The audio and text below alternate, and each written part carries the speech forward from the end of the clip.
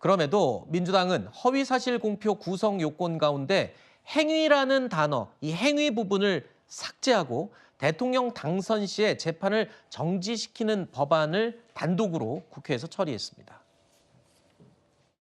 정치 개입과 선거 개입, 또 국민의 참정권에 대한 왜곡, 이 해소되는 이 문제를 절대로 그 이상 그보다 더 중요한 일이 아니다라고 생각하지는 않습니다. 당선되어서 대통령이 취임하고 그 임기 종료 시까지는 재판 절차가 정지되도록 하는 의무조항을 두었습니다. 자, 이에 대해서 국민의힘에서는 방탄 입법이라고 주장하고 있습니다. 그러면서 차라리 이재명 유죄 금지법을 만드는 게 어떠냐라면서 강하게 비판했습니다.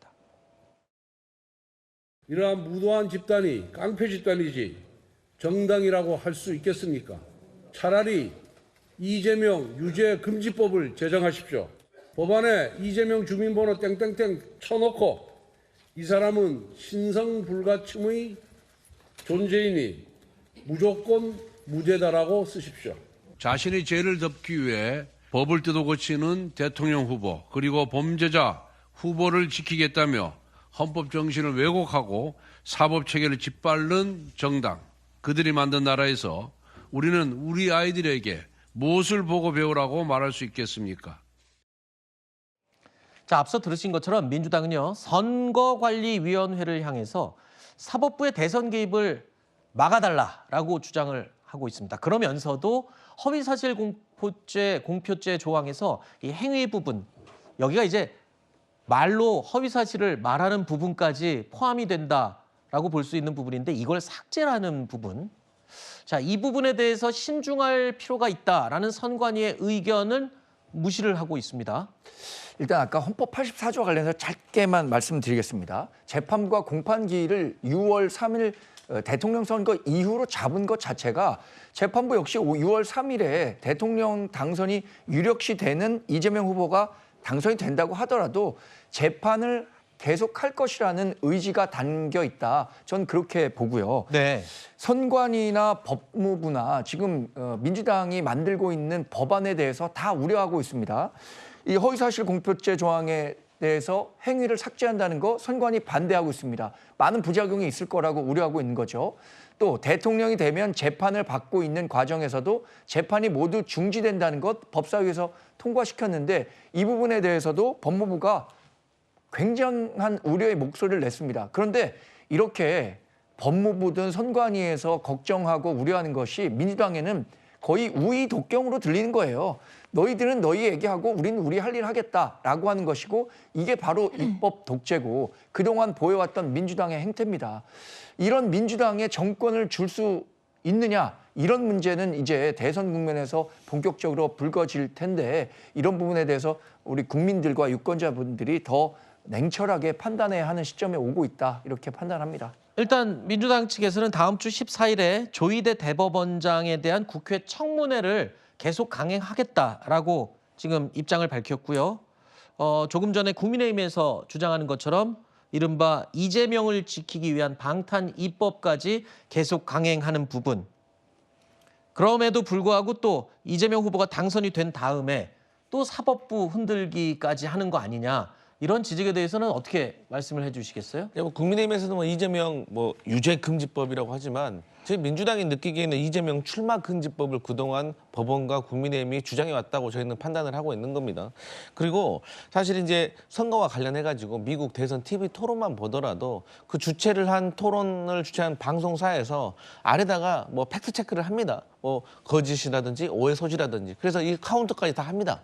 그래가지고 여기에 대해서는 시청자가 보고 판단을 하는 거예요. 그런 차원에서 저희도 그런 차원으로 저희가 그 입법을 하려고 하는 것이고 이 모든 것을 국민들이 다 알고 있습니다. 제가 말씀드리잖아요. 제가 몰래 하는 것도 아니고 여기에 대해서 지금 발의해도 사실 거부권에 맡길 것이기 때문에 이재명 후보가 대통령이 되면 저희는 그때 거부권을 행사하지 않고 국회에서 통과시키겠다. 이건 국민의 판단이라고 저는 생각하기 때문에 네. 저희는 이런 거에 대해서는 역풍이 불 것 같지는 않고 헌법 84조도 사실 대통령에 대한 제대로 된 직무 안정성을 보장하는 것이 저희는 입법 취지라고 생각하기 때문에 네. 여기에 대해서 좀 입법 절차를 추진할 것입니다.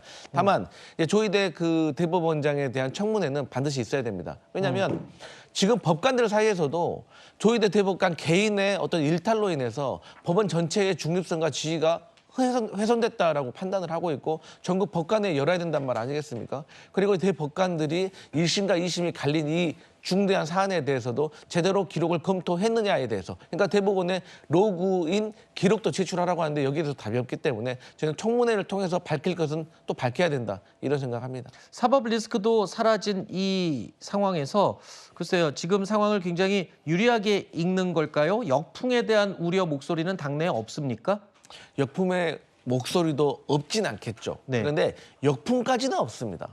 굳이 우리가 이대로 가도 되는데 우리가 조금 소란을 피우는 것이 맞느냐라는 걱정은 있는 거지만 네. 어쨌든 대다수의 목소리는 사실 우리가 밝힐 건 밝혀야 된다. 이것들 국민들이 의심하고 있는 것도 우리가 밝혀줘야 된다. 이런 입장이 더 큰 큰 알겠습니다. 상황입니다. 네. 자, 이런 가운데 이재명 후보 입장에서는 그동안 우려됐던 사법 리스크의 부담을 덜어낸 셈이죠. 어제 문화계 인사들과 만난 자리에서 영혼을 바꿀 수 있다면 누구와 바꿀지에 대해서 이렇게 대답했습니다. 시크릿 가든에 남녀주가 영혼이 바뀌는데 여야 대표가 영혼이 좀 바뀌고 그거 좋은 생각이에요. 네, 그래서 훌륭한 생각. 누구랑 바뀌고 싶으십니까? 지금이야 나 김문수 한번 해볼게요. 저는 한동훈 전 대표님이랑 바뀌시면 재밌겠다. 그건 별로예요. 영혼을 잃고 싶지는 않습니다. 네. 제일 먼저 뭘 해보고 싶어요? 김문수의 몸. 뭔 생각 하나 알고 싶네요.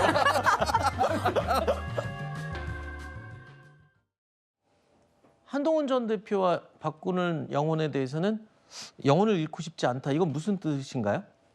글쎄요, 뭐 많은 뜻이 담겨 있겠죠. 그러니까 뭐 아마 한동훈 전 대표와는 바꾸기는 싫다라는 이제 입장을 강경하게 표시를 한 걸로 보이고요. 왜냐하면 뭐 김문수 후보랑은 한번 해보고 싶다 이런 이야기를 하시더라고요. 근데 지금 보면 뭐 한동훈 후보의 영혼 자체가 이제 본인에게 오는 것 자체가 싫다 뭐 이런 이제 표명이었을 수도 있겠지만 뭐 어쨌든 좀 위트 있게 하신 말씀이기도 하고 그만큼 뭐 한동훈 후보가 그동안 이재명 후보를 강하게 비판해왔던 그런 입장들까지도 전반적으로 고려하셔서 하신 말씀이 아닌가라는 생각이 듭니다. 알겠습니다.